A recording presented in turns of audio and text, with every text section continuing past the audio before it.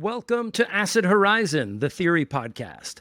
Today on the show, we're joined once again by our friend and collaborator Stuart Kendall to explore the wartime writings of George Bataille with a focus on his remarkable and disorienting text, On Nietzsche. Written between January of 1944, I believe, and sometime towards the end of World War II, On Nietzsche is less a book in the conventional sense and more, as Stuart points out, an assemblage, a fractured hybrid composition that brings together personal diaries, philosophical reflections, and meditations on history, death, sovereignty, and all the things that Bataille ordinarily talks about. In this text, Nietzsche emerges not simply as a philosophical reference, but as a companion of sorts, perhaps even a confidant for Bataille in a time of extreme crisis. On Nietzsche is both an attempt to reclaim Nietzsche from his fascist appropriators and a testimony to the internal transformations Bataille himself was undergoing in the wake of Europe's collapse. This book challenges what it means to philosophize, to write, and even to survive. Stuart, as many of you know, is the translator of On Nietzsche, the book Inner Experience, Guilty, Louis Trente, and several other works by Bataille. He's been a key interlocutor for us on Acid Horizon from the very beginning and was also part of our live event at the Durations Festival in Brooklyn last November. In today's discussion, we'll trace how Nietzsche functioned as a philosophical and emotional mediator for Bataille during the war, and how Bataille's work, in its fragmented and feverish form, speaks to the limits of thought and the possibilities of writing in times of disaster. Stuart, welcome back to the show. Well, I'm very happy to be back. That I don't know if we can live up to the delirium and fractured thought there, or if we should try. What we're trying to do is maybe shed some light on it so we can understand that delirium. On the other hand, maybe we will get into that, but hopefully in the best ways. Well, I think that's part of the challenge of even trying to put together this episode. We wanted to talk about Bataille not only in the World War II era, but how Bataille transforms from that time into the post-war. And of course, we have On Nietzsche as a document that I think stands as the sort of like heterogeneous assemblage of writings that are, in one sense, a reflection of that time, a meditation, a deepening of his ideas and his beliefs and attitudes. I think that then brings us to the question of what is On Nietzsche? Is this a book about Nietzsche? Is it Bataille essentially hand in hand with Nietzsche, walking through the vestiges of Europe decimated by, the Nazis? Does it reflect the insecurities and uncertainties of a world where, the potential for nuclear disaster is imminent? So, let's talk about what On Nietzsche actually is as a book. What kinds of writings are in it, and what is Bataille trying to do with this particular text? Yeah, On Nietzsche is a very, very strange book, even among books by Georges Bataille, who wrote many strange books. It's also a weird book that sort of falls to the side, even though I think people are really fascinated by it. Just the notion that it's a book by Bataille on Nietzsche. Seems like that should be it. This should be what many readers of Bataille are salivating for. They want to see what Bataille has to say about Nietzsche, but when they open this book, they find a very strange collection of disparate writings and quotations. Indeed, so many quotations that at certain points in the text, Bataille all but disappears and just gives himself over to quotations from Nietzsche that he has assembled and cropped and worked with in different ways. So there's a lot to say about what he is doing with Nietzsche and how he's using Nietzsche in the text. Another thing, though, to say about this book is that in 1950, when Bataille thought about assembling his wartime writings into a larger textual assemblage that he called La Somme Éthiologique, the Atheological Summa, On Nietzsche was cast as sort of the centerpiece of the center volume, at least in the first draft of that, which he wanted to at that point rename the Nietzschean world of Hiroshima. So On Nietzsche ties into this idea of atomic catastrophe that haunts the post-war period for everyone, really, but for also for Bataille in particular. So there's a direct link to that idea in this book. So so it's an important book to him. He wants to stay with it, do more with it, and yet, unlike the other two books in that series, Inner Experience and Guilty, Bataille never got around to doing a second edition of On Nietzsche. It's a book that he, I think he probably just died before he got around to doing that, and other things crept in there, but it didn't come together as a second edition. And in another way, it also is neglected in French because there's not an available pocket edition of the book. This might seem like a stupid point to make, but Guilty and On Nietzsche have been reissued in more accessible forms. If you want to read On Nietzsche, though, in French, you have to read it either in a edition from the 1940s, or you have to read it in the larger context of Bataille's œuvre complète. So it's a book that on the one hand is deeply fascinating to people, but on the other hand has kind of all but disappeared. So when we elevate it, as I think we're doing right now, focusing our attention on it, we are doing something that goes against the tide to a certain extent. And I say that. Why do I say that? The book merits the attention, even though it is a very, very strange book. And I think that there's something of a paradox in this, and that's part of the thing that we're going to have to grapple with today. On the one hand, it's a neglected book. On the other hand, it's a fascinating book. And part of the fascination is maybe it also contributes to the neglect. The fact that this is not at all the book you expect when you open a book titled On Nietzsche. When you open a book on Nietzsche, or when one does, I think we expect to see a critical commentary on Nietzsche's text. We expect to see exegetical attention paid to his concepts, something along those lines.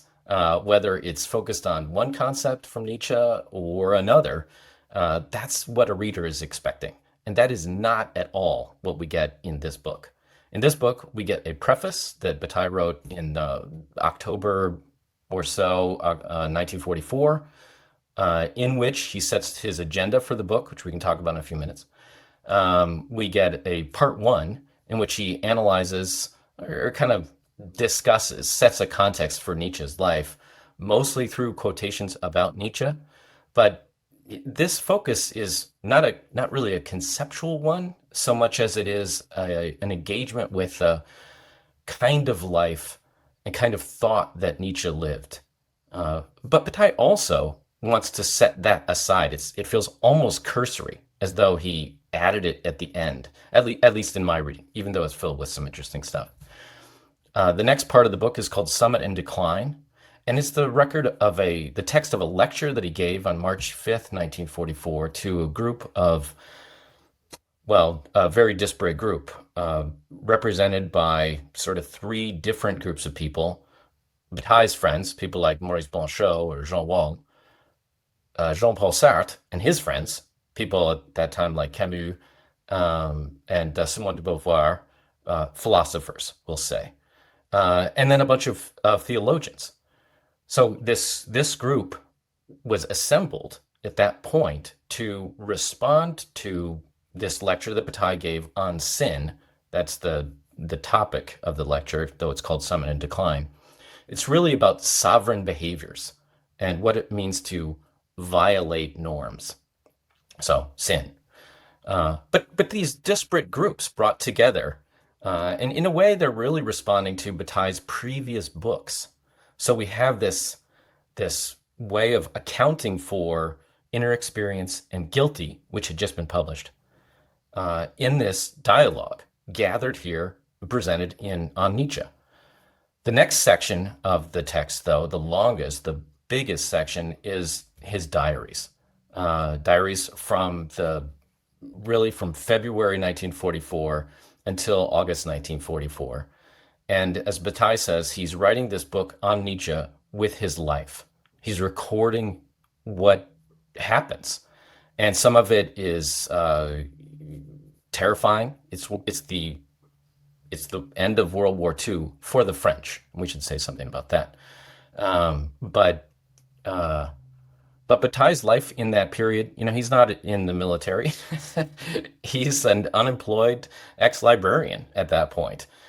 He's living in Paris at the beginning, but then splitting his time between two smaller towns. So it's a very strange mixture of philosophical ruminations and encounters with people of various kinds, of which we can say more about. But he's writing with his life.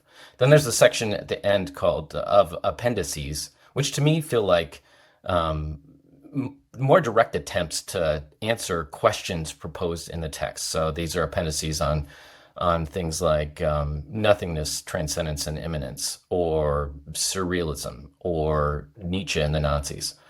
In other words, little essays that address things more directly.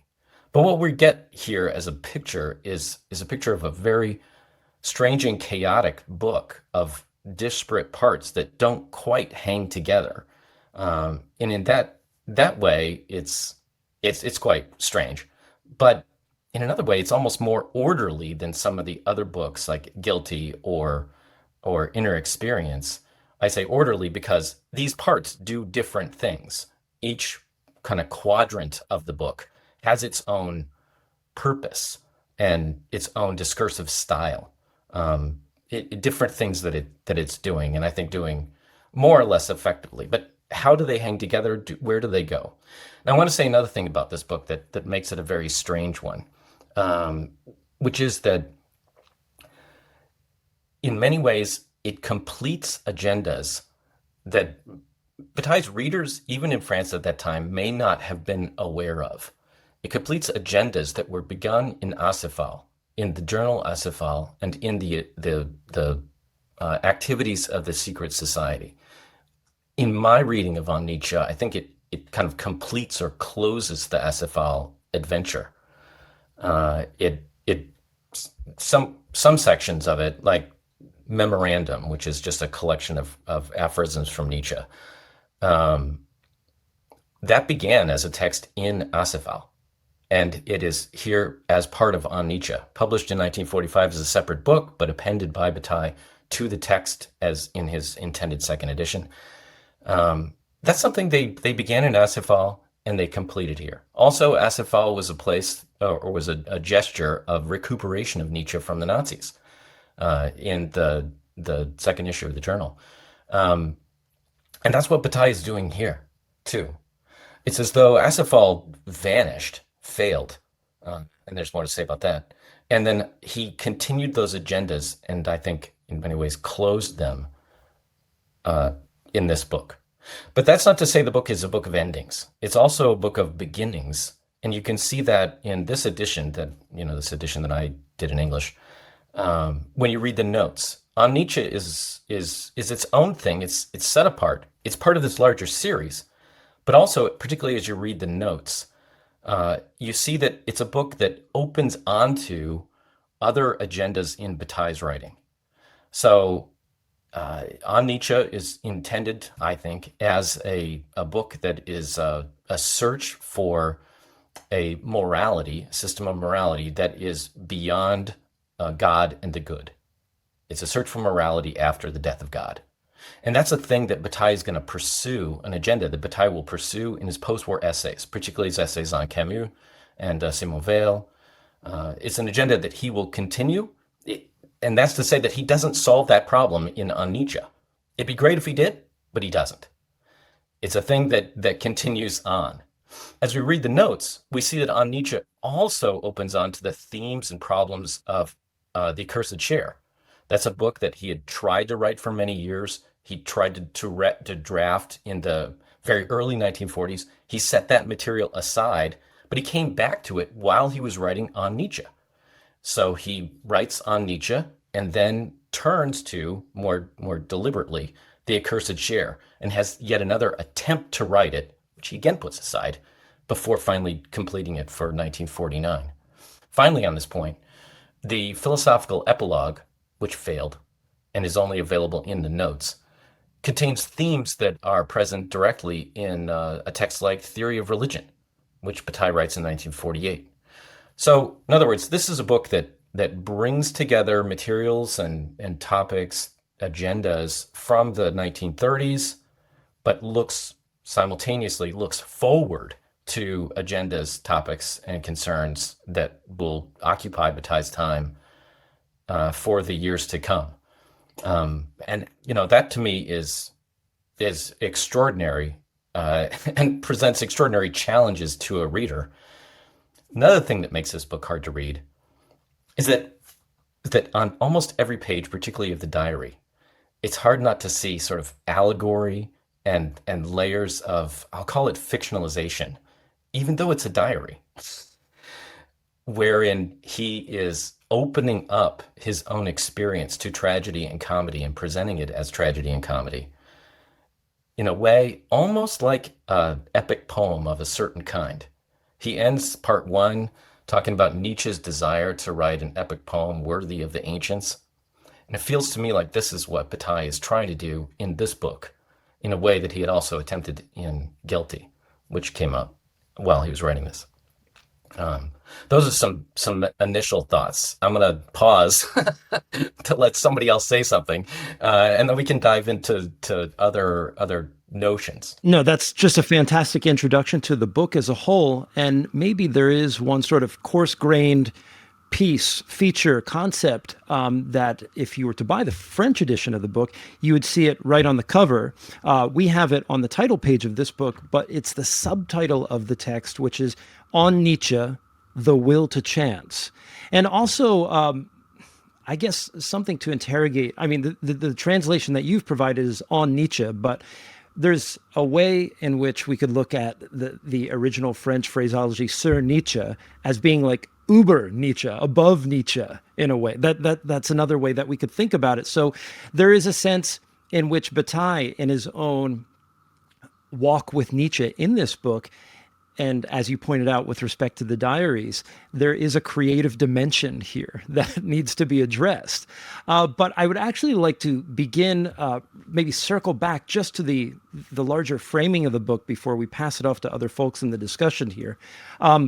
Given that the will to chance is the subtitle of this book, it raises the question of how that phrase, that concept, overshadows a much larger and more familiar theme in Nietzsche's work, which is the will to power. So why is it the will to chance and not the will to power? And I just have a couple of questions to tag on the end of that, and feel free to answer any among them. How does, what does that shift signal, especially in the context of the historical moment that Bataille was writing in? We're looking at the collapse of fascist regimes, the devastation of Europe, and the failure of existing philosophical and political systems. And in our very first conversation together, that's the Bataille and that's the Acéphale that we talked about. So this walk with Nietzsche, or this leg of the walk with Nietzsche, is now in the wake of the failure of Acéphale, and is kind of, reconciling with that. And how then does the will to chance, broadly construed, speak to Bataille's own philosophical response to the crisis, and what does it open up that you think the will to power cannot? Those are large questions. Of course Greg. they are. So, Just pick one. yeah. We will be here all day, Exactly. and for many days to come if we can unpack all of that. Sure. And I actually do hope that we can, as succinctly as possible, at least touch on many of those themes as we weave our way through this. Sure. I do want to return to what you're saying about the title and also the title in French, the notion of the sur in Sur Nietzsche. So as you say, the book in French is called Sur Nietzsche, volonté de chance. And when you read the phrase, that subtitle phrase, volonté de chance, you cannot help, in the context of Nietzsche, but think of volonté de puissance, the will to power. So there's a very deliberate shift in in language there. That's right on the cover. It's leading leading us that direction. So we do need to grapple with that. What is the meaning of chance in Bataille, and how does he relate that to Nietzsche, and where does it come from? But like as you're suggesting, this first part of that title, the Sir in Sir Nietzsche, is a very important notion and ambiguous, and I think easy to miss. But when we're reading a book by Bataille, written in that era, and we read the prefix Sir, we should immediately think about the prefix Sir in surrealism, but also in Nietzsche's notion in French, surhomme. The Übermensch in French is the surhomme. So Bataille had already written about the Sir in surrealism and surhomme in an unpublished essay from the late 1920s, around 1930. In that essay, he was highly critical of the notion of the Sir, the notion of the over and above. Bataille at that time was thinking about what comes from beneath. He was thinking about base matter rather than idealism. The high he wanted to replace with the low. So the Sir was something that he was highly critical of at that moment. This is a moment when he was engaged with Nietzsche. He had an earlier engagement with Nietzsche under the tutelage of Lev Shestov in the early 1920s. He took a kind of step away, which is a little ambiguous. The surrealists that he hung around with, like André Masson, read Nietzsche. They talked about Nietzsche. André Masson was deeply influenced by Nietzsche. So thinking about Masson's Nietzsche after Shestov's Nietzsche is an important way to think about Bataille's Nietzsche, or how he came to Nietzsche. But nevertheless, Bataille took a hiatus from Nietzsche for many years. From his moment in 1925 when he published the Shestov translation about Nietzsche until the late 1930s. He doesn't talk about Nietzsche other than in this critical way, this critical of the surhomme. In the context of Acéphale, however, 1936, Bataille turns back to Nietzsche. He finds that the workers' movement in France is failing at that point, that they need new resources, new ideas, a new way forward. Acéphale is born at that moment, and Acéphale is born under the heading of Nietzsche. So André Masson thinks that the entire purpose of Acéphale is to promote Nietzsche. So there's this engagement, this deep engagement that happens, this turning toward Nietzsche that happens in Acéphale and for Bataille. Nevertheless, as you were suggesting, and just to keep things rolling here, that the Acéphale agenda goes through many turbulent moments, but ultimately fails. And Bataille has to become a new kind of thinker and a new kind of writer and a new kind of person, really. A new goal is set for him at the beginning of World War II. And he summarizes this in Inner Experience when he says that he turned away from the notion of action. In the 1930s, he'd been devoted to the idea of action, and we should use that word in a Hegelian sense. The action of history, change, making change. Bataille steps away from action and, I would say, embraces chance. And that's where we kind of need to go with this. But to go back to the Sir before we let it go, the Sir can be over and above Über in that way. But Sir can also suggest something beyond, which is the way that I read it, and ultimately would have preferred to translate the title of this book. It's a book beyond Nietzsche. Bataille is taking Nietzsche, essentially Nietzsche's life, most importantly, Nietzsche's inner experience, if we want to put it that way, which I think Bataille would. He's taking the experience of Nietzsche and he's moving beyond Nietzsche. He's trying to do something that Nietzsche himself did not. As he says in the preface, Bataille says, Nietzsche tried to elaborate this quest for experience beyond God and the good, to figure out what that stuff means. What does it mean to be beyond God and good, beyond good and evil, all those things. But Nietzsche did that only confusedly. He didn't understand really what he was doing. This is me paraphrasing Bataille. And that seems to be the place where Bataille wants to go. He wants to go not just above Nietzsche, but but beyond Nietzsche. He wants to be in a horizon that Nietzsche opened up, but doing something that Nietzsche himself did not do.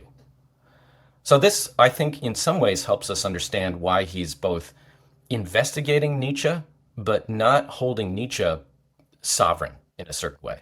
You know, he's disrespectful of Nietzsche. He's an engaged reader who pushes back, who says Nietzsche did not go far enough here. Nietzsche is wrong on this. Nietzsche's concepts don't work. He takes from Nietzsche. He learns from Nietzsche. Nietzsche is his friend and companion. He says he has community with Nietzsche, and you know, all evidence suggests this kind of thing, that Bataille is sitting around with books by Nietzsche ready to hand. Um, but at the same time, he dismisses those core concepts and moves beyond them and focuses in on a different sort of aspect of Nietzsche than I think many readers of Nietzsche are familiar with, or I don't know, even aware of. I've been reading this stuff for a long time, and I will say that even for me, it's hard not to read Nietzsche as a philosopher, I will say. And all excuses to philosophers in the room, but uh, Bataille reads Nietzsche as a human being, not as someone who's a philosopher, which is to say, someone who is developing concepts for use. Bataille wants to be beyond use, and he says that that Nietzsche is ludicrously unemployable, that we cannot use his thought for anything, and that is the place where Bataille too wants to be. But to read something like Nietzsche, Nietzsche has been so, and here potentially controversial language coming up, but Nietzsche has been so co-opted by the philosophy establishment. He's become a philosopher for many people, that we can no longer read him as a writer. To open a book like The Joyful Science and follow the thoughts of a human being through it, rather than a sort of concept-laden curmudgeon, uh, is that's the agenda that Bataille has. So what he's doing is a very strange thing in this. He's moving beyond the Nietzsche of the Nazis, of course, and there's more to say about that.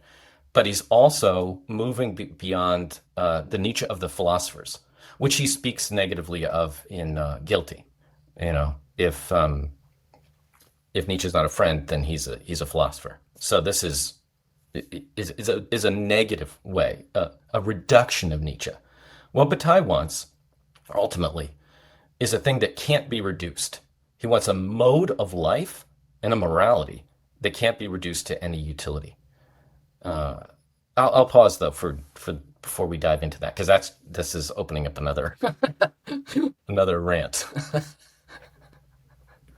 No, I think it's a great place to leave it in terms of the abandonment of use, because as you're saying with Bataille's sort of tragicomic existence this time, or his writing of it, he is contending with, in a way, a kind of real uselessness. He's not only thinking about when he was talking to Kojève about Hegel, he thinks that history is over if Hegel is right, and therefore he's unemployed negativity.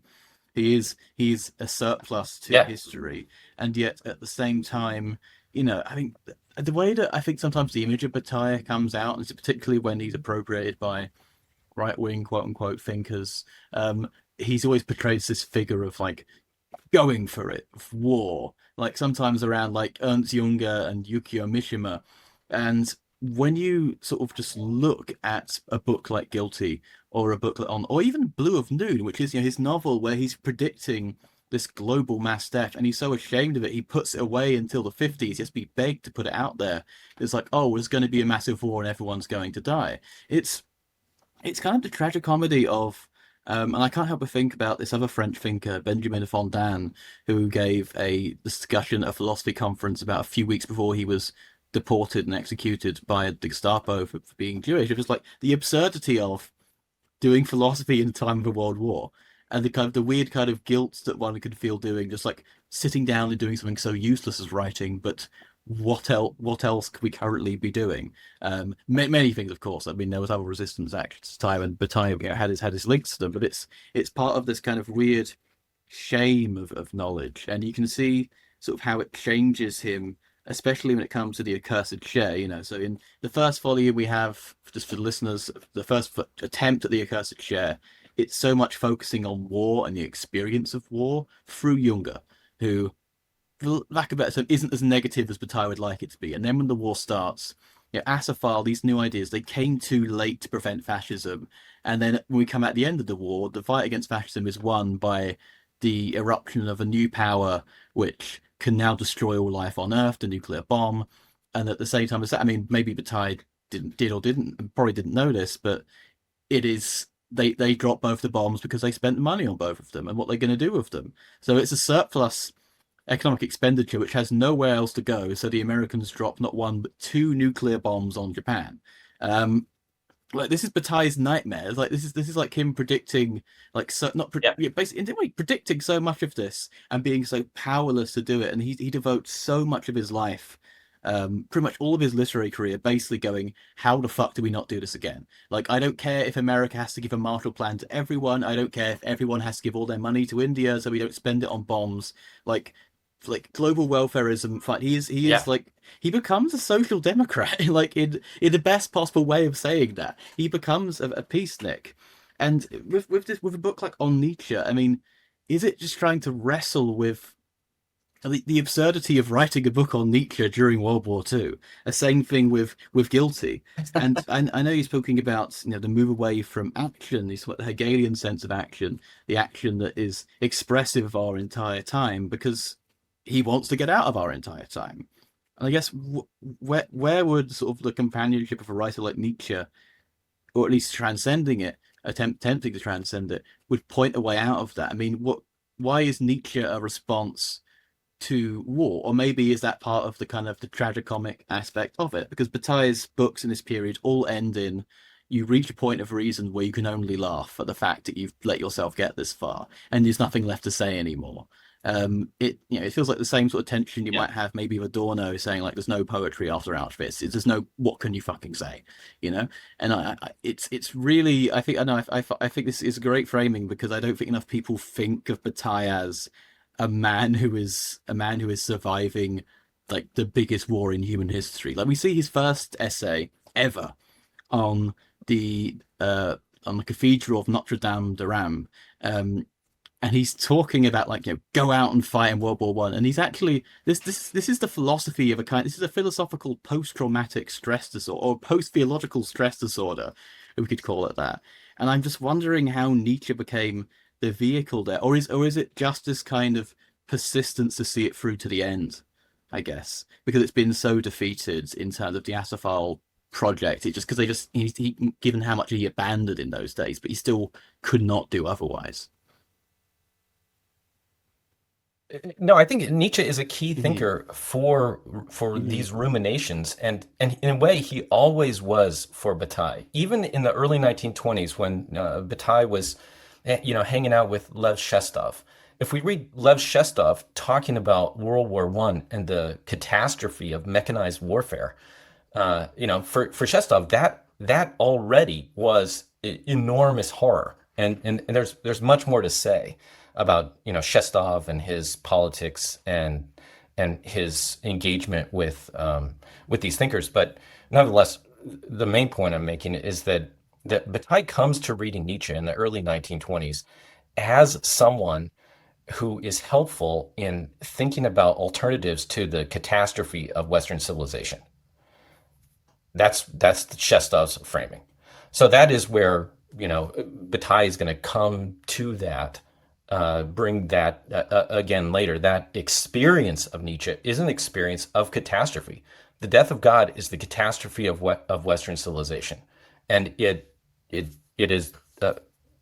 There's much more to say about that, but this is what Bataille keeps coming back to. For Bataille, I think the core experience of Nietzsche is the death of God. And he needs to understand what that means in all of its ramifications. He needs to understand the materialism of the death of God. He needs to understand the history or temporality of the death of God. he needs to understand the epistemology of the death of God. These are and what it means to be a human being without that the comfort of God, and that's what he comes to in Nietzsche. That's what he finds in Nietzsche, again and again. But let's slow walk it. The things that you were saying, when we read Guilty, and any of these books, I read them. I read them maybe too much, but they, these are books written in a particular historical moment. And so when I read Bataille, I go back to that historical moment and I think about what he's doing and who he is. Who is this guy sitting here? Again, he's not just sitting in a library though he's a librarian. He's not sitting in a library coming up with abstract concepts. He is somebody sitting in whether it's in Paris or in a small town or wherever it is, he's a guy overrun by history and undergoing personal experiences of various kinds. So let's take the first pages of Guilty, and I want to go back to these again and again as we try to think about framing On Nietzsche. In the first part of Guilty, which is a very, very strange text in its way and highly edited, there's much more to say about it, but in the first part of Guilty, Bataille is still writing under the framing of Acéphale. Acéphale is still active in the first pages of Guilty. For the first 30 or so pages of Guilty, there is still Acéphale in the background. It's not mentioned in the text because he has edited that stuff out and had different agendas in writing it. But that's to say also, in the context of Acéphale, war, to quote Nietzsche, was a stimulant to the imagination. War was a vehicle. Thinking about war was a vehicle of meditation, and that's the meaning of the word war in those first pages of Guilty. Bataille says he takes war on, and so he's reading Nietzsche. He's quoting from Will to Power, and as we'll see, Joyful Science. But then also he's reading Junger, as you said. He's reading Junger's book, translated as War as Inner Experience. I mean, do we need to say more right there? War as inner experience. And so that's going to be a very important book for Bataille. The translation that Bataille read in French was called War, Our Mother. And that too resonates with this kind of Dionysian approach to the earth as a tragic mother, which is an essay that Bataille had written, The Mother Tragedy, really, for Verve in the late 1930s. So War, Our Mother, we come from war. This Junger notion of war as delirium, war as release from self.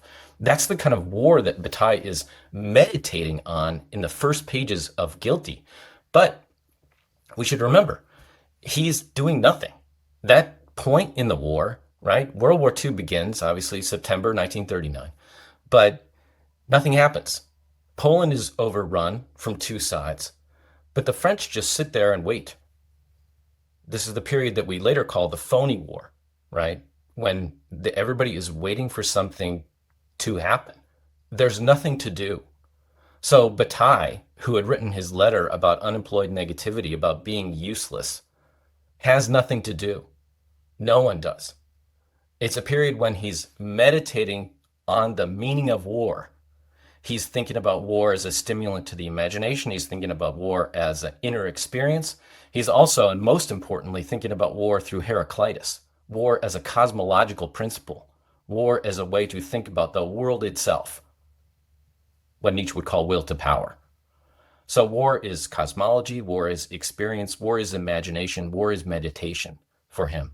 But he's doing nothing. It's a very strange moment. And this is the moment when, of course, Acéphale fails, and that's a totally separate conversation. Bataille, at that moment, and maybe I should just say all of this right now, what does he do? He reads Nietzsche and looks at his notes for Hegel. He's thinking about history. He says he begins Guilty to write about because of the events, but not to write about them. So he's grappling with the meaning of history. And that is to say, with the end of history, which it very much feels like in those times, right? Catastrophic in a certain way, but as though there's nothing left to do. And in that very context, Bataille reads Gay Science 287, where Nietzsche says that he loves ignorance about the future. He loves not knowing the future. And this is a crucial, sort of contrast, sitting, thinking about Hegel, war, history, the end of history, and Nietzsche. I love not knowing the future. This is the moment when Bataille achieves kind of, ecstasy is what he would say. This is when his knowledge about time and history falls away. He says, I love not knowing the future, which is an extraordinary thing to say in light of Hegel, right? Contemplating that. But then also in wartime, like to say that. So on the one hand, I'm not exactly belittling, but I'm lessening. Bataille's not in trenches anywhere. He's in his office. So, and hey, Sartre was on the Maginot Line, okay? Yeah, that's right. Right. So there are people that are, doing nothing in different places. And, Sartre has a lot of time on his hands to write philosophical ruminations at that moment. Like, everybody's doing it. They got a lot of time on their hands. But at the same time, this is this kind of core contrast. Nietzsche, not knowing the future. Hegel, everything is known. And that is the moment when Bataille changes his orientation towards war, towards history, towards all of this stuff. It's an extraordinary thing, and it's going to haunt his writing from there out, right? So he quotes that passage that I love not knowing the future. I love ignorance before the future, is the phrase. And that not knowing about history at that moment becomes not knowing non-knowledge, right? It becomes not knowing anything. It becomes this field of meditation. It becomes an epistemological problem. So it's a historical framing at first, thinking about Hegel, and it becomes a vehicle for meditation, an access point to this notion of non-knowledge, and the sort of the project, Bataille's wartime project, takes over at that point. A few pages after that, so that stuff is on page 21 of my edition of Guilty. A few pages after that is when he starts using the word chance in a new way, and this is some of the substance of what we also want to be thinking about, right? But Bataille begins to embrace chance at that point as a way of thinking about not knowing the future. What is not knowing the future? It's chance. What is coming? Chance. I don't know. I need to love that. He's using Nietzsche as a vehicle. That small phrase from Nietzsche becomes this thing that he can pull at and tug at and meditate on, and have it open up this world of chance, which will become The Will to Chance, the subtitle of On Nietzsche. So I see these three books, Guilty, Inner Experience, and On Nietzsche, as related in kind of tracing this motion. In Guilty, Bataille turns to this. He opens up this problem of chance, but it's very much a historical book. It's set in those moments. It becomes a book about laughter. It's about many things. All these books are about many things, but that's the opening, right? Inner Experience then shifts it towards the question of experience. What is that experience? What is the epistemology of that experience? What is the ecstasy of non-knowledge? So it moves into that dramatic framing in Inner Experience. But then On Nietzsche is the full embrace of that, I'll call it lifestyle, right? On Nietzsche is, if anything, it's a lifestyle. It's a lifestyle that embraces frivolity. It's the embrace of chance. He's writing On Nietzsche he's writing a life, as he says, a ludicrous life, a frivolous life, a life that is not devoted towards goals or projects, that's not limited by agendas. That's ultimately where he wants to go with that notion. And we need to return to those things. But maybe I should pause again before we talk about this So, life without reduction. Yeah, go ahead. yeah, I mean, your use of Junger and war as a mother reminds me of there's a kind of fundamental difference, right? Which is really interesting, in that Junger and Bataille seem to share one thing. And the one thing that they share is this question of, in community, the necessity for continuity. Obviously, it's harder to say that for Junger in as much as his framework of community changes so much from total mobilization to texts like on the Marble Cliffs, and then he becomes some sort of like monarcho-anarchist kind of figure. So he's an extremely inconsistent and strange thinker. But the one thing that they kind of share at this period before Junger writes on the Marble Cliffs and then goes, oh, anyway, I'll still invade France because like that just sounds like fun. like, is sort of the reality of what Bataille will call in On Nietzsche the full turning out of energy. And Bataille is going to problematize the isolation of this churning out of energy toward a common good, right? This common good is kind of horrific for him, and it's the predicate of Nazi vitalism, right? And for Junger, it's a tool for utility that can go one way or the other. So Bataille takes Junger's sort of metaphysical and also anti-phenomenological predicates seriously, but he's also really scared of them and wants to sort of neutralize that metaphysics in a way towards something like a kind of sovereign expenditure, which is why he starts that lecture on, well, excrement, death. And I'm wondering if when Nietzsche or when Bataille talks about the excess of energy produced in relation to the necessity of production, is he trying to turn that excess back towards the necessity of production and somewhat sort of change it, which is why he ends up having 1,000 different theories about how to destroy economy, essentially. I mean, his whole point is the destruction of the theology of economy, right? Like, to say he's an anti-capitalist, that's true, but it's so much deeper than that, right? So, like, I'm wondering, what is his maneuver in relation to all of these thinkers in World War II?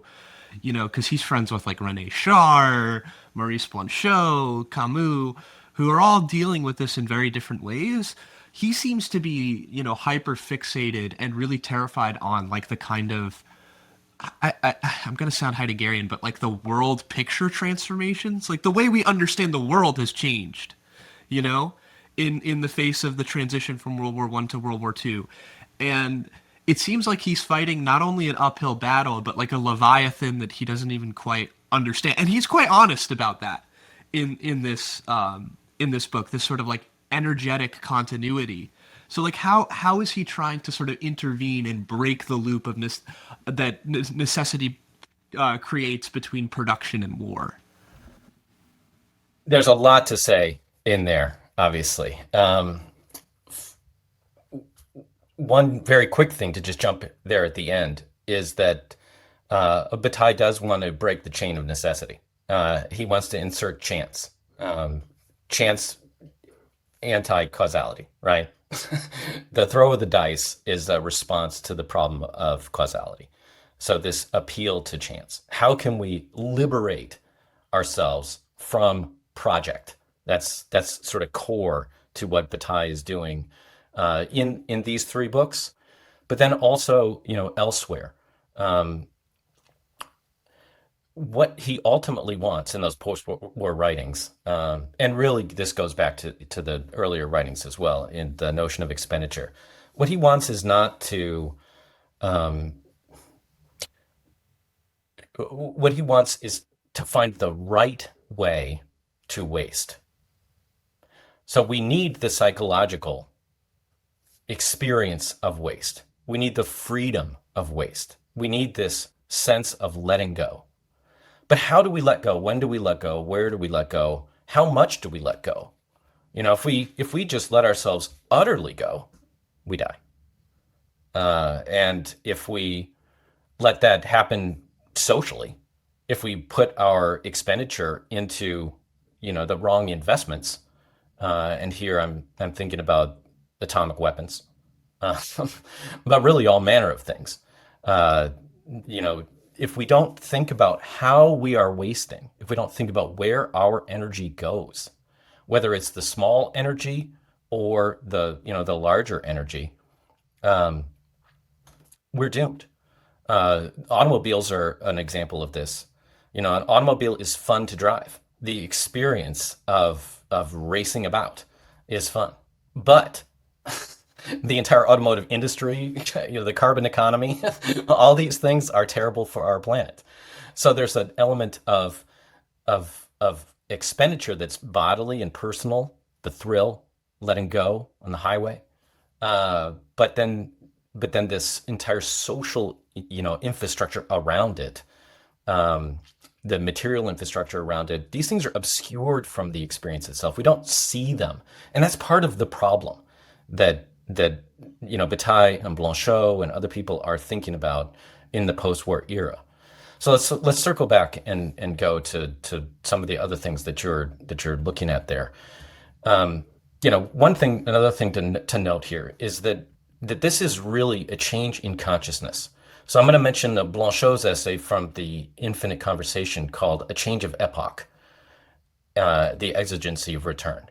Right? This is a very important essay for discussing On Nietzsche, in my view, and it relates directly to what you're talking about. I don't know if any of you know this essay, but it's at the end of part 2 of the Infinite Conversation, and the essay "A Change of Epoch" was published in 1960, and it's a review of a book by Ernst Jünger about atomic warfare. So Blanchot is saying in the Change of Epoch that we've entered a new era in which the world can destroy itself through atomic weapons. And this is to say, through modern technology. So it's not just the atomic bomb, but there are many ways, many forms of technology that can kill us. It's hard for me to read that essay these days and not think about how our embrace of mass technologies and mass phenomena, our unthinking embrace of them, but then also our, we don't notice them. They are swirling all around us. I might be an AI speaking to you right now. So there's all manner of things that are taking over us in this sense of modern technology, but it's a planetary consciousness. So that's the thing I'm circling back to, and I'll go back to some of these other points as we move along. But this change in consciousness, it's no longer nation against nation. It's a planetary consciousness that is going to be necessary. And that's what Bataille is thinking about in those post-war essays. He talks about, do we need a world government? What would that look like? We clearly need to think about the relationship between nations in terms not of conflict, but maybe it's not cooperation, but the Marshall Plan is an element of gift giving the overflow of one nation towards another nation. So are we going to overflow as nations through violence and conflict, or are we going to overflow as nations through generosity? And we see this playing obviously in American politics right now, as USAID has been closed. I think we've made a clear decision about that, at least for now. Anyway, this notion that we have to think in planetary terms. We need to think at the scale of the planet. Bataille in The Accursed Chair talks about living at the scale of the universe, which is to say that what we do as individuals is part of the exchange of energies, the expenditures that characterizes the entirety of the universe. Now, he doesn't use that phrase in On Nietzsche. In On Nietzsche, he talks about totality, and at one point, what he means by totality has to do with this whole sense of the material continuum of the universe. But other times, it's a bit confused.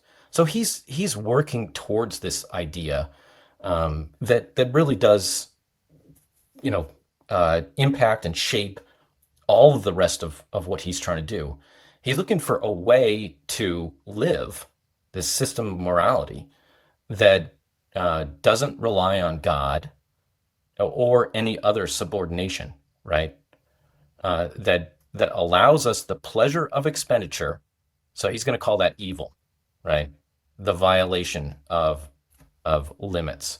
We need to find a place for that evil that won't kill us in our individual lives and in the lives of our societies, and in our technologies as well. What else did I want to say about this? But Junger and Bataille doesn't seem to have engaged with Junger in any other, moments or ways other than in reading this book, War, Our Mother, War as Inner Experience, at that moment, which is somewhat extraordinary. But, he's not a thinker that Bataille is necessarily engaging with. Though we can, I think, put them, in these kind of parallels in different ways. And obviously Junger is an extremely complicated and interesting figure. His earlier writings on war, the externality of war versus the inner experience of war, he's thinking about these kinds of problems, the exercise of power, and the limits of power. And then Junger has his great sort of reversal, and he becomes more of an ecological thinker at the end. That is something that trajectory is a thing that the Bataille also follows. Nevertheless, what Bataille's trying to do in these writings from the war is think about this way of living and what it means to, in a way, to be free.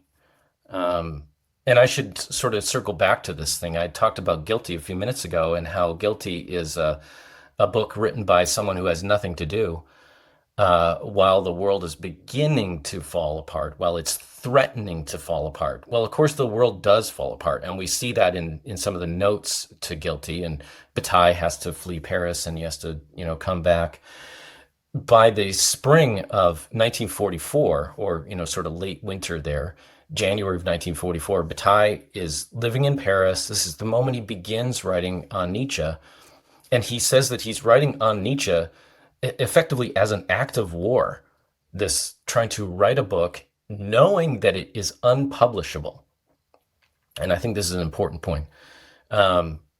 He's writing under conditions of occupation.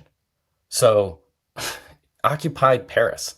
He's writing a book that he knows will be unacceptable to the Nazi censors. So he says that he's counting on the Nazi retreat. So he believes that this will happen. But nevertheless, we should read On Nietzsche with that sort of weight over it. This sense that he's stealing back with every page, with every line, he's stealing something back from the occupier. Even as he's writing often frivolous and ridiculous things. So it's a very paradoxical thing. He talks about the kind of freedom that he wants to experience, and he says that he's not fighting against a particular oppression, but rather as a positive exercise of freedom. And that's one thing that this book does. It's very much a positive exercise of freedom. And of course, that's not very satisfying. René Char had a machine gun in his hand at the time that Bataille was writing that sentence. So, like, there are other people engaged in resistance activities of a completely different type. Um, but it's a thing that Bataille is trying to do. He's trying to perform this thought experiment on himself and on his life. And in this book that he's writing to celebrate the 100th anniversary of the birth of Nietzsche, right? It's 1944. It's the anniversary of Nietzsche's birth in 1844. So he's taking on Nietzsche for various reasons, for different purposes. He's trying to add gravity or weight to what he's doing, even as he, kind of lets that weight go and also is not caught up in it. So it's a very, very strange book. It's a book written by someone who knows that he has nothing to do and is doing nothing, right? He's spending a lot of time like getting drunk and hanging out with his girlfriend. I am wondering though if René Char's Hypnos was published like 46, 47, around there. Yes. A lot of the reflections in that text come kind of dangerously close to the kinds of phenomenological accounts of war that you got, not in War as an Inner Experience, but in things like that more popular book, Storm of Steel. A lot of it tends to talk like the way in which René Char speaks about war, and he'll speak very blasé about having engaged in like horrendous operations in the same way that like a lot of people who survived that conflict do. I'm wondering, there are sort of two things. Like, did Bataille engage with René Char at all, or is he sort of, sidelined as a more poetic figure at the time? Char? Yeah. No. So Bataille and René Char did not know each other until around 1946, when they did become friends through these connections. Right. Char, as a young man in the late 1920s, had become part of the surrealist movement and embraced the let's call it the hijinks, the rabble rousing of the surrealists, right? The conflict-oriented the attitude of the surrealists in the 1930s. So he was a engaged person, Char, in the 1930s, and that engagement deepened obviously into his resistance activities as Captain Alexander in World War II. I would characterize the text. The leaves of or Feuillet de Hypnos differently, I think. Junger in Storm of Steel absolutely embraces war, right? Yeah. Junger loves the self-loss of war and all of that kind of thing. And that's why he talks about it from the outside in Storm of Steel, when he talks about it from the inside in War's Inner Experience. He becomes more sanguine later, like if you read his World War II journals, Junger does.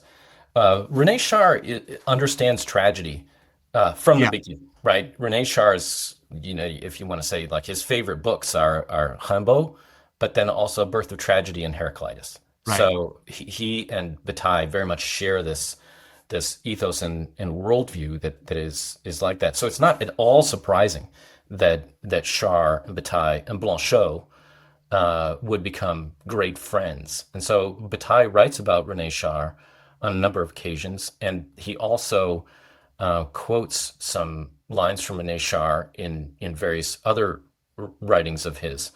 So they're Bataille and Char are very much, I would say, in alignment in their sense of the tragedy of things. And one quote that I have from Char that I always keep in mind is the line, "No bird can sing in the thicket of questions."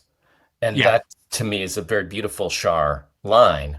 And that it's in line with what Bataille is talking about, right? There's a silence in Char. Char writes poetry that goes up to that silence about things that we cannot speak of. And that's the same trajectory that Bataille is exploring, right? Bataille goes beyond knowledge, right? He pushes himself into the space of non-knowledge, to the non-discursive, or what he calls the collapse of the discursive real.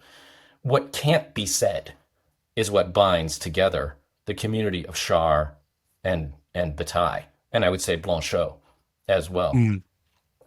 So those two are linked.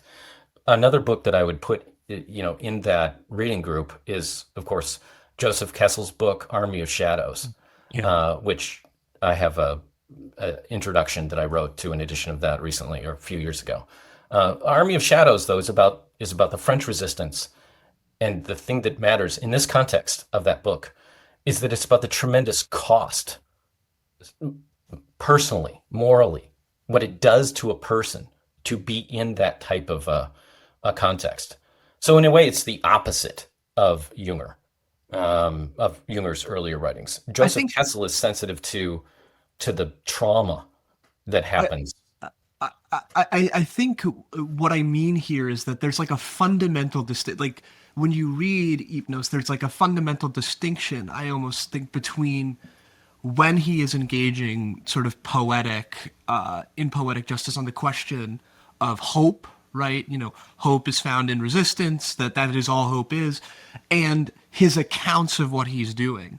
It almost feels like what Char, and this could probably be its own episode, and I don't want to go too far from Bataille, but it almost feels like there's this like really traumatic splitting going on when Char talks about an order that he gave to a young soldier or an action that he took. It almost feels like I feel like violently shifted when I read it. Like all of a sudden, like I was reading this beautiful account of memory, in 12, and then 13 is I told him to shoot him in the head. And just completely shatters. And of course, like René Char is like, oh no, like a poet can never be indebted to the word, right? So they always have to be able to step in and out of literary being literarily at home. But what I wanted to sort of say is, could we bridge the sort of the ecstatic violence of Junger that almost in that book, which I think is quite boring, Storm of Steel, and an experience like in a book like Inner Experience or On Nietzsche, with a sort of thinker like René Char, sort of sitting kind of in the middle or moving back and forth. I'm not sure about that. What I would say is, for the Junger side, War as Inner Experience is a work of absolute delirium. So it's unhinged. So I think you have to read the two. But putting the Char next to a book like On Nietzsche, which is what we're trying to do here today, right? Putting those different registers of Char, those kind of sensitivities, that's exactly the kind of territory that Bataille is exploring in On Nietzsche. It goes from tragedy to comedy. It goes from the stupidest stuff to the world historical events. Like he's writing about the collapse of the Nazi occupation in this book. It's shot through with war, but Bataille's like sitting in a cafe having a glass of wine when somebody's talking about the Americans have landed. Right. It's that or D-Day, the not just the Americans, but so Bataille shifts registers in that way as well, and it gives us this kind of fullness of life, which to me this is another paradox of the text, and I'm going to call it the paradox of fragmentation, in that Bataille's writing this book, as he says, to recover the whole man, and that's an unfortunate phrase for us today, but it's from Nietzsche, Will to Power, 881. And what he's talking about is a way of living that's not subordinate to any, higher calling, any other thing, any project, not servile life, not devoted to something. So we're not defined by our oppression, by our race, by our profession. We're not defined by our discourse. We're not defined by anything. Bataille's writing towards this space of freedom from project, but from servitude, from any of those types of things. To reach that freedom, it's a freedom, and he says, it's a freedom from specialization. It's a freedom from fragmentation. But here's the paradox. To reach that freedom from fragmentation, he writes in what are essentially fragments. He breaks with the through line of discourse, of putting words in order and building a system of logic, of presenting things in an orderly fashion. He shatters that and instead moves like life does through frivolity, through whimsy. He writes about what comes. Yeah, and there's that moment where he says, like, I live my life, and then right afterwards, in parentheses, it is just French language, which is so fascinating to me. Because it's the same thing, in a certain sense, Nietzsche was striving to do in texts like Dawn, right? But couldn't put forward. I mean, I shouldn't say that because a lot of Nietzscheans get very upset with me, but it feels sometimes like he couldn't put forward an ethos, but a series of forces. Well, I would say differently that, Nietzsche, and this is part of the aphoristic style in Nietzsche, right? So for reading those, particularly the middle period books, where in gay science or, the joyful science, Nietzsche leads us on a journey, but doesn't tell us where to go. He holds our hand. He lets us leap from thought to thought. And this is part of the way that he talks about his own aphorisms and writing. But he lets us make connections between the texts. He's not heavy-handed that way. He writes as a dancer, let's say. And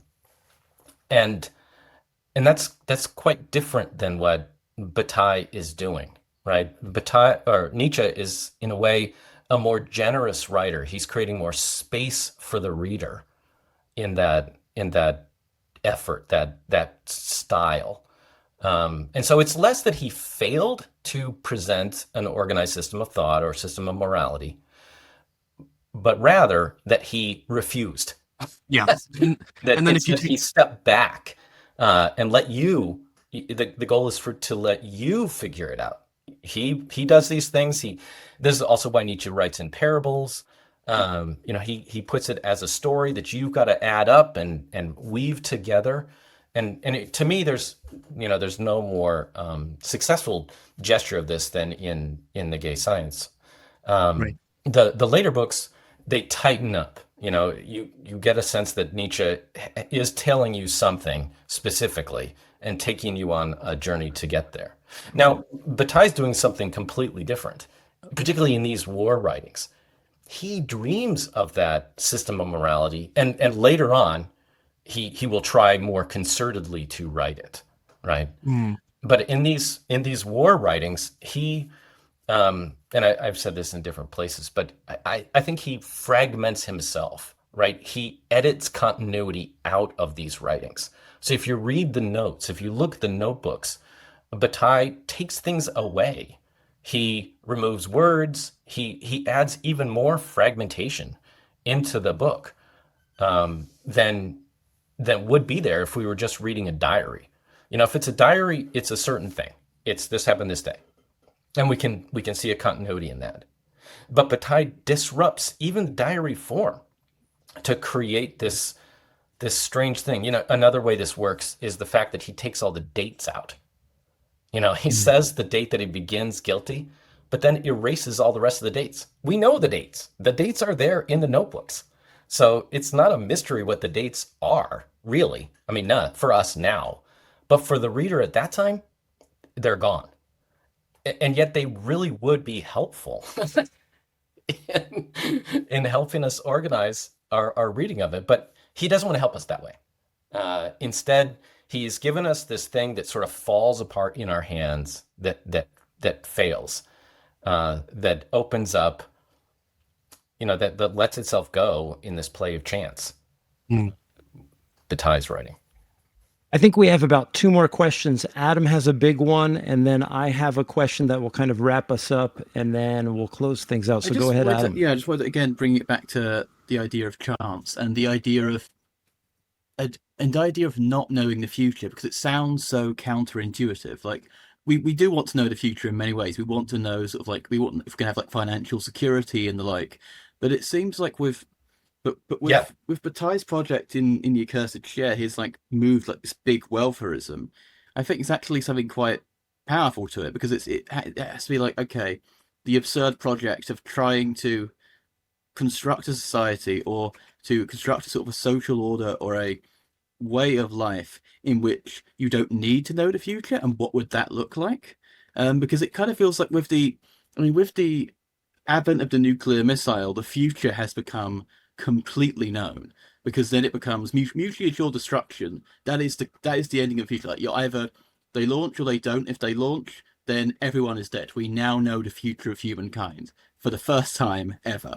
And if at the time when Bataille was writing, he thought, he was reading these Soviet dissidents, and he says, yeah, actually, no, it's completely true. Of course, the Soviets have a nuke. So this, and if given his theory of war, he thinks it's going to conflagrate. He thinks the future of humanity is known.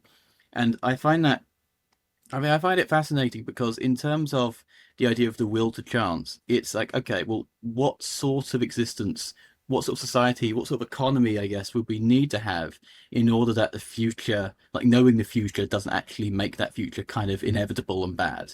I mean, if we think about, why are software companies all militarized? Why are they all military companies? Because they tell you what the future is going to be. Why is it the stock market can never truly crash? Because they get bailed out again. Because it's been completely de-risked, or the risk has been shaped onto, the risk becomes the accursed share of the bankers get wasted, everyone else gets wasted.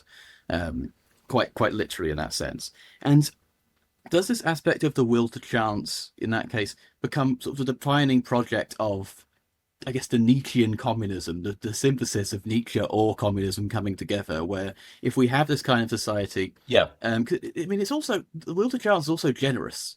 It's the gift that doesn't expect the return. It's not advanced in the instance of returning. It doesn't demand returns, which is all that capital ever does, and forces itself to be returns through us. Right. And so does the will to chance really become That's crucial. Really become the central thing of something like the accursed share, where if we're going to have a giving-based economy that basically, in a way, is future-orientated, because in a sense, you do know to some extent that you don't have to look forward to the future, because you find a society where you don't have to worry about where your next food is coming from, or or rather the certainty that if you don't work, you will starve.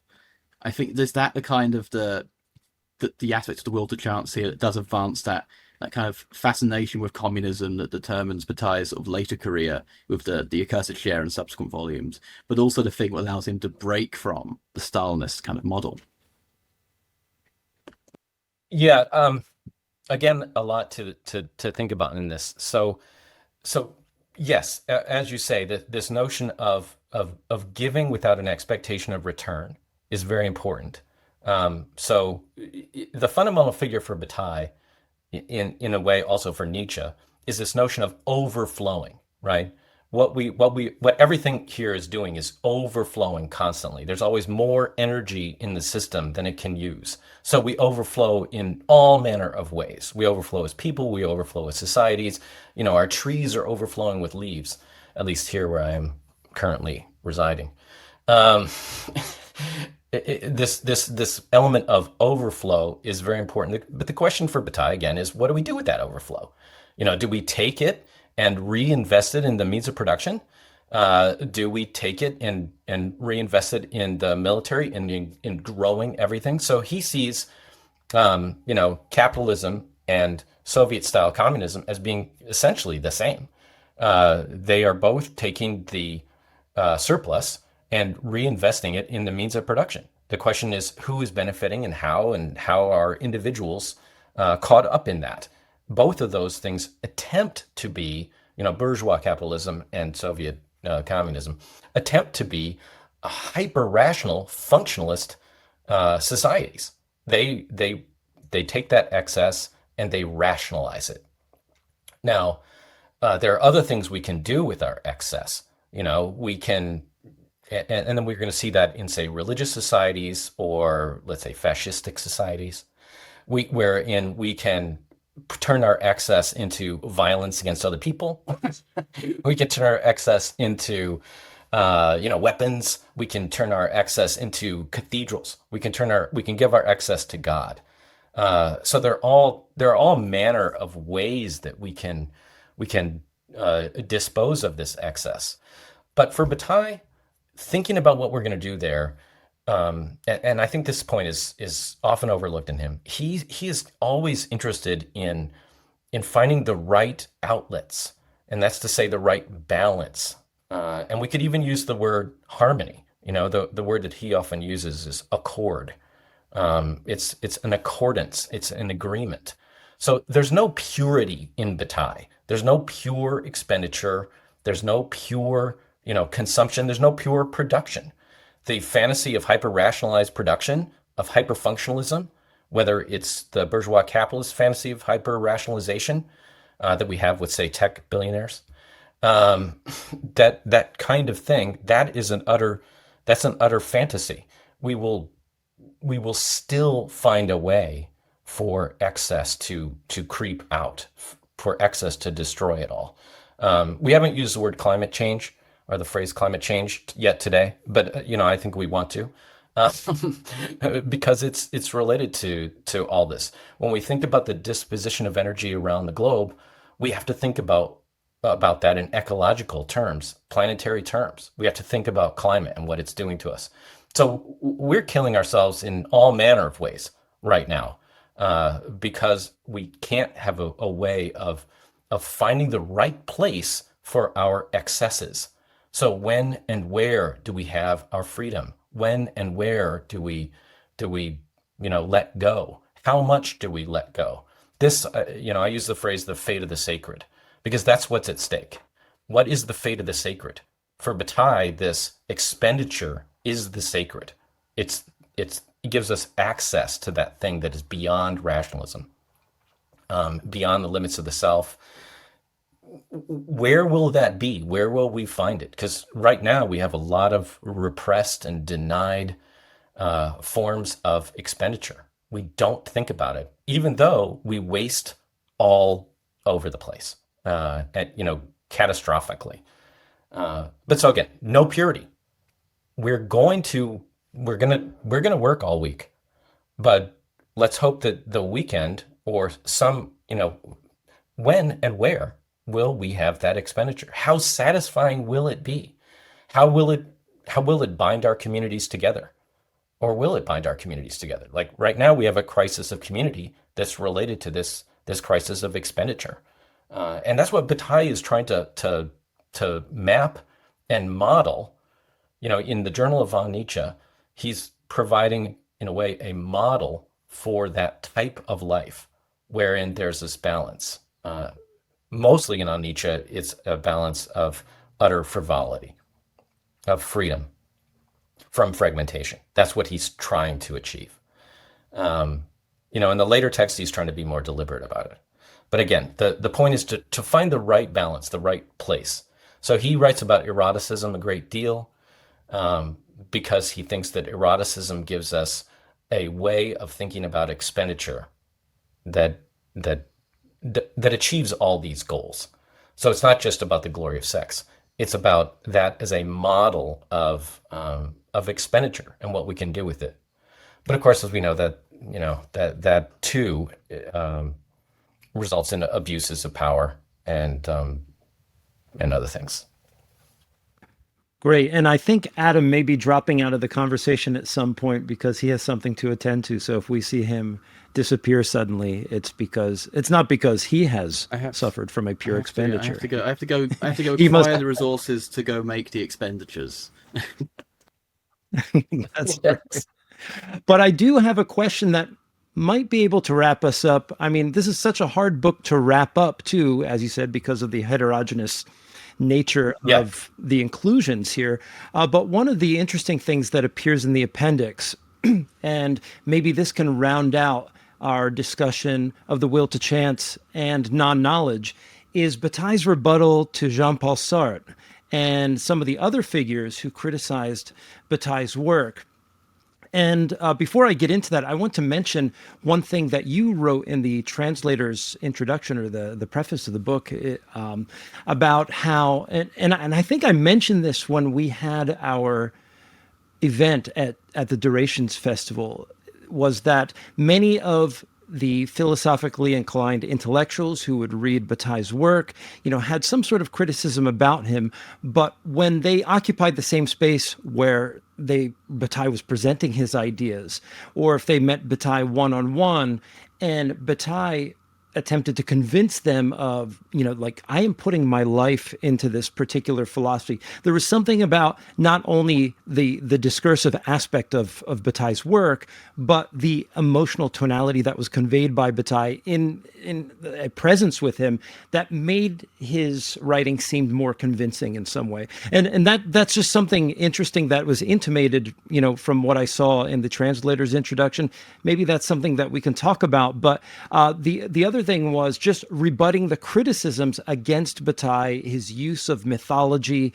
When we look, for example, at Sartre's accusations about Bataille's work and particularly his concept of non-knowledge, he'll say that it's a kind of mysticism disguised as agnosticism, or like a hypostatization of non-knowledge. It's not that Bataille is, that non-knowledge has some sort of immanent quality to it, but Sartre is saying something to the effect of, you're just creating a new form of transcendent substance, and it's a kind of almost like a black pantheism, I think is the words that he used, saying, you have Spinoza over here, who we might call a white pantheist, but you are an inversion of that somehow.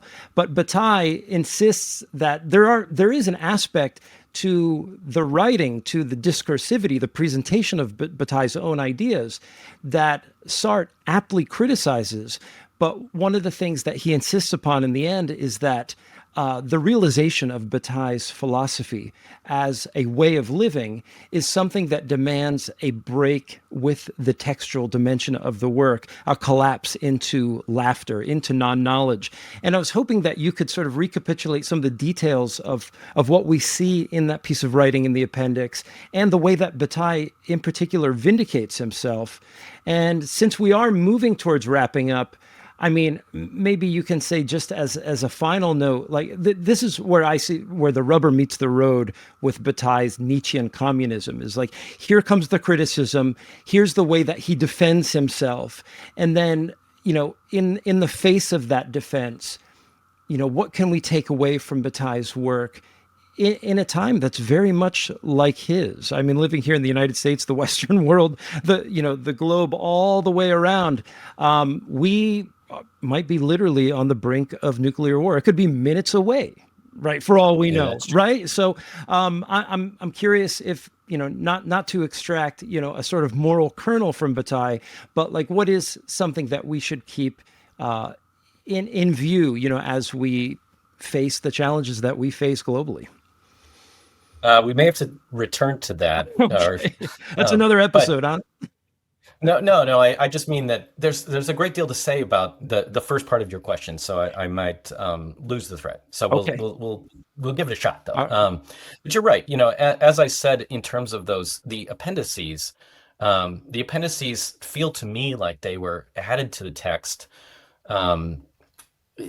late, let's say, as a way to answer very directly or thoroughly, to the extent that Bataille is interested in that, some of the problems that are raised by the text, that holes, things that have come up that he has maybe talked about a little bit, but maybe hasn't quite fully addressed.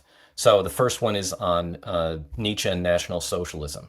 And that we can see that's something from Acéphale, that's, those kinds of things. The second one is on Nietzsche's inner experiences. See, these are controversial topics. Like, Bataille's reading Nietzsche, who proclaimed the death of God, but he's reading him through this kind of I'll call it religious, but the search for the sacred in an atheological, atheistic context.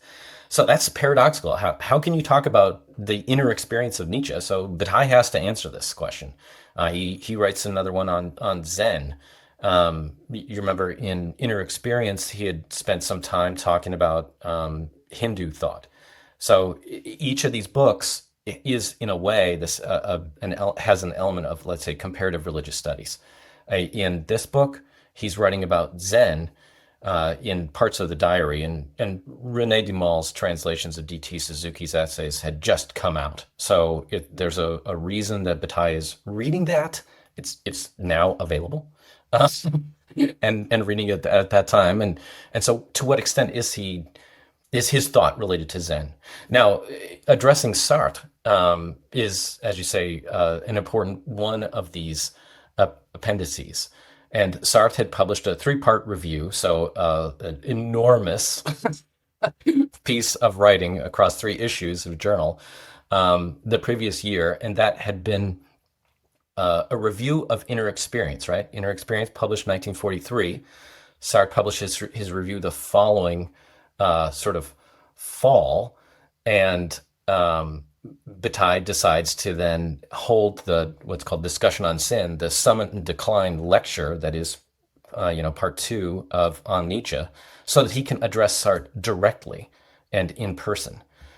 So this appendix is something that follows that personal encounter, right? And talks about Sartre's criticisms, which I think your summary is an excellent one of that. Sartre basically accuses Bataille, and that essay is called A New Mystic by Sartre, and it's available in a translation by Chris Turner. It's excellent, from Seagull Books in a couple of different places. But anyway, your summary is I think spot on. Sartre is claiming that Bataille essentially has bad faith, that Bataille pretends to write about these things in Inner Experience, that when he talks about non-knowledge, that he really has knowledge of non-knowledge, and that it's in Sartrean language, it's an element of bad faith, this kind of dramatic reenactment that Bataille is using. And I love this response that Bataille makes. My favorite part about this response is that it's basically a mea culpa. He says, "You're right.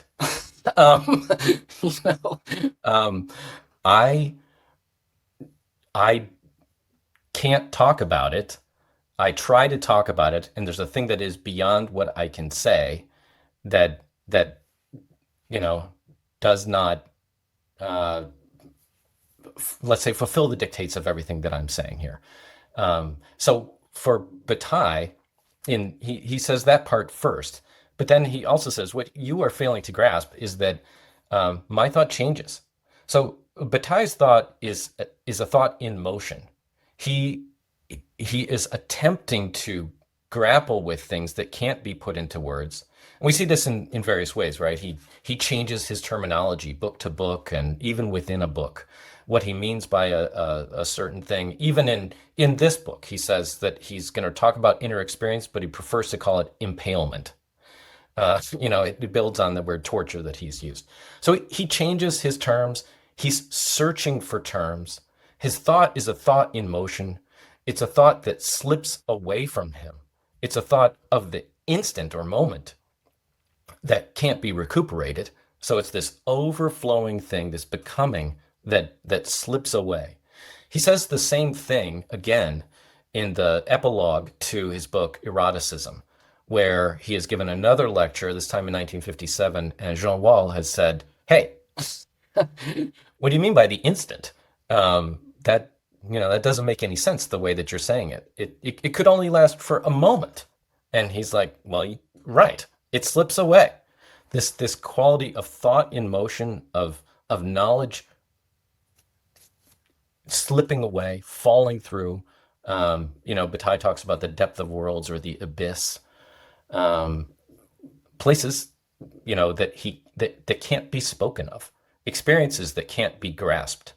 That's the essence of what Bataille is doing. He knows that he will fail as a writer, that his writing is a heap of ruins, as he says at a different point. And that is part of what he's doing. So he's not a philosopher, Bataille, in this way. Not always. Sometimes he does seem like a philosopher. He does seem to want to develop concepts that are, let's call them objective. He wants to be clear. He dreams of writing in a more clear way, more convincing way. And yet his thought slips away from him. So he's constantly grappling with the fact that thought slips away, that language exceeds itself is another problem that Bataille grapples with. And this is another topic to think about, but the dense metaphoricity of Bataille's early writings overwhelms the, let's call it discursive content, the conceptual content of those early writings.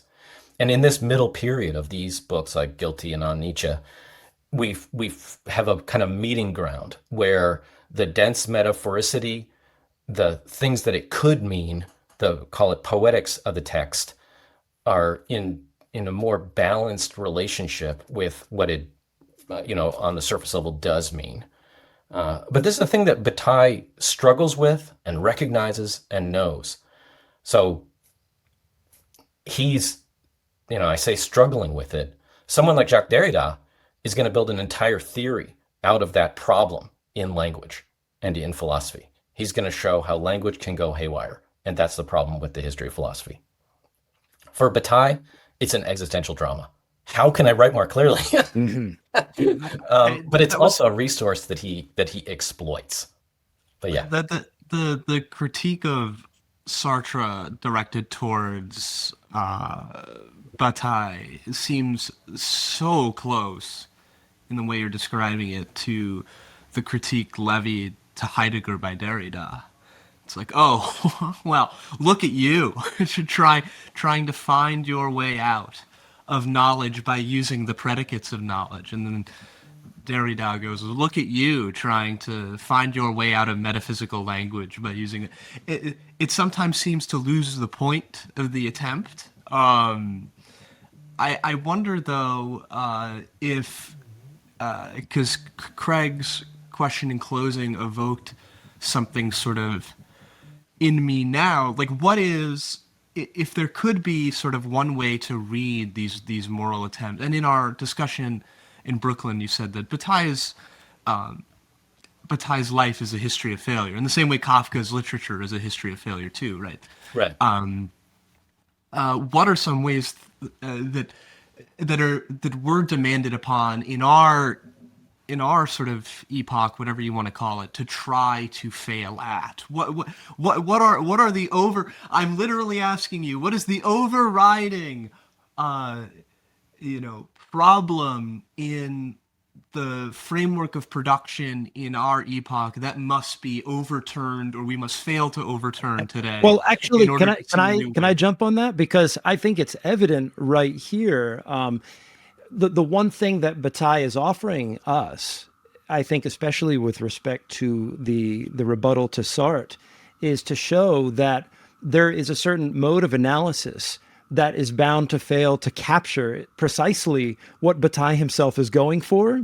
And maybe I'm just sort of fast forwarding to my final question, which is, what's the lesson to be learned from this? Which is there is an utter porosity or a kind of perforated aspect to any, a kind of shaky ground to any sort of attempt to, ground life in philosophy that Bataille is suspect of. And I think there's, an attempt to evacuate. And I know, Will, this is a big part of your work, is to, sort of undermine the concept of production with a capital P as it insists itself, throughout the history of philosophy. I think that's what's evident in the rebuttal itself. He's like, you know what? When functioning on this particular plane, on this platform of analysis, you're absolutely right about what's wrong with my philosophy. But the problem is, the precise coordinates with which this critique is being undertaken, and to understand what it is that I'm going for, we must be displaced. I don't know. Can we also? Yeah. I just want to say something very polemical about Sartre real quick, because like I actually am one of those few people who find Being in Time really compelling, even if I don't agree with Sartre. I feel like there was something that just occurred in the late 40s and early 50s where all of his operative terminology becomes so weak and easily deployable. Like, no, that is not what bad faith means in that chapter in Being in Time. Bad faith is about one's relationship to facticity and transcendence. It has nothing to do, like even the examples that Sartre provides, which are one of his strengths, is evoking sometimes homophobic, sometimes misogynistic examples of individuals. Like that is not the problem. Like, sure, Bataille's failing, but he's not operating in bad faith. In the Sartrean sense. So I just feel like there are certain thinkers in that era that made others just short circuit. And of course, like the premier phenomenologist coming out of the war is going to have a problem with thinkers like Bataille. Anyway, but so sorry about that, Stuart. That was a big derailment, perhaps on both our parts.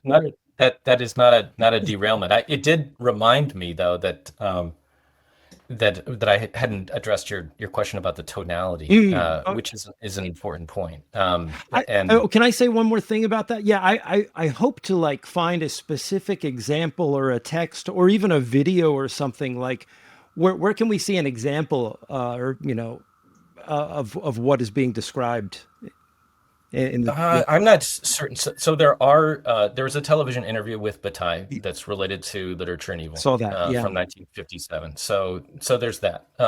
The textual evidence, though, is I think most compelling in the discussion that follows the discussion on sin. So that's something you can see in the edited volume I did called The Unfinished System of Non-Knowledge. Right. So if you read that, you see you have the full discussion, and in that discussion, several folks come in and say, I didn't believe you when I read the book, but damn, when I see you here right now, I believe what you're saying. I hear what you're saying. I think that there's a veracity to there's something about the tonality of what you are saying that conveys more of the meaning than we get from the page itself. And this raises a lot of I'll call them problems. Like should we trust that? Does that matter? The fact that he sounds authentic is somehow important. I'm not so sure if that's how it would work. I mean, I think that someone like Maurice Blanchot would be extremely critical of that very notion. That somehow you can sound authentic, and that can have more meaning. But I also think this is a problem I experience when I'm reading Bataille. If I read, let's say, Guilty, which is probably one of my favorite books to read. After a few pages, I'm just like, nah, whatever. It can wear on you, like this sort of raw intensity of it, and the ways that the text opens onto so many possibilities of meaning, so many registers, so many references. There's so many what ifs, dangerous maybes. Nietzsche would say in a text like Guilty or Inner Experience or On Nietzsche, that we have to. I have to step away from it because I can't maintain that kind of vision. I can tell you what each word means, what each paragraph is trying to say, but I've lost that thread of emotional experience and I'll call it the intimacy with the text, the communion with the text that is part of what Bataille is trying to do. But I'll loop this back to another idea that I think is important in Bataille, and that has to do with I'm going to go ahead and say humbleness. That this record of failure that we have in Bataille's writing and thought, in a way, is a kind of recognition of limitations for people, and this is different than what Camus talks about in The Rebel.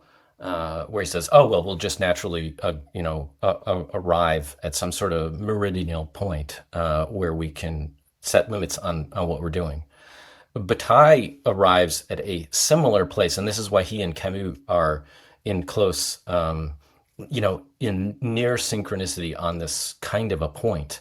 But for Bataille, there's a real tragedy in those limitations and a recognition of human limitation that has to do with the idea of death, we'll say. But having some sense of those limitations, having an encounter with that, having those limits set on our experience is something that, in contemporary society, we do not have. We don't know where our food comes from. We don't know, particularly people that eat meat, they don't understand what is the cost of that life that you're taking, the cost of labor in our goods. We don't see any of the traces and residues and burdens of the world around us. And we can kill from 1,000 miles away or 20,000 miles away, 30,000 miles away with the touch of a button. Central Command is nowhere near the site of its devastations. So having a sense of and recognition of the power of tragic limitation, the tragedy of experience and the cost of the things that we do is something that I think we can get from Bataille. And I'll circle back on this as a sort of closure, to use a word that we haven't used yet today, I don't think. And that word is Auschwitz. We've been talking about nuclear catastrophe, but for Bataille, Auschwitz was recognized as and he would say the camps, the horror of the camps, the concentrationary universe. But we could also say disciplinary society, the hyper-rationalized, hyper-functionalized world where human life has no meaning, that is symbolized by Auschwitz. So, the post-war ethical landscape is shaped by Hiroshima and Auschwitz. And we see that in Bataille's writings. Now, sadly, the recently published volume of critical essays omits Bataille's writing on Hiroshima and on Auschwitz, except for his brief review of Sartre's book, Anti-Semitism, a Jew. But nevertheless, these are core parts of what Bataille is thinking about. And when he thinks about what's happened to society, this hyper-functionalist, hyper-rationalist, hyper-disciplinary society, that's a society that has no place other than through repression for its excesses, for its wastes. And it's that he's trying to write against. If we don't find a way to release our excesses that's distinct from war and distinct from this disciplinary society, this hyper-disciplinary society, his code name is Auschwitz, we're doomed. Stuart, it was wonderful having you on the show again. I know I talked to you recently, but I was wondering if you're up to any new writing or have any new projects on the horizon right now.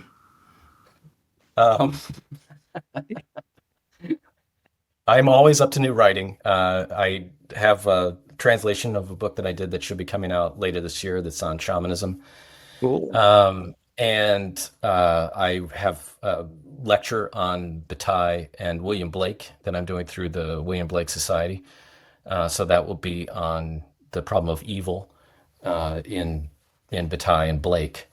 That builds on some other things that I've previously written. And of course, there are always the slow burn projects that I hope to bring into longer form. But like Bataille, I struggle with writing because of the challenge, not only of finding the time to waste my time in that manner, but also the form of it. Does the writing take that sort of objective stance of the peer-reviewed article, or does it live in some other fashion? So we can be hopeful that the words will meet the page in a compelling way. Great. We've had you for almost 2 hours today. We might even make this a 2-part episode at the end of it, but rest assured, sometime within the next 6 to 8 months, we'll have you back to talk about something else. But it was a pleasure having you yet again. It's been great. Yeah. I love it. All right. Thanks for having me.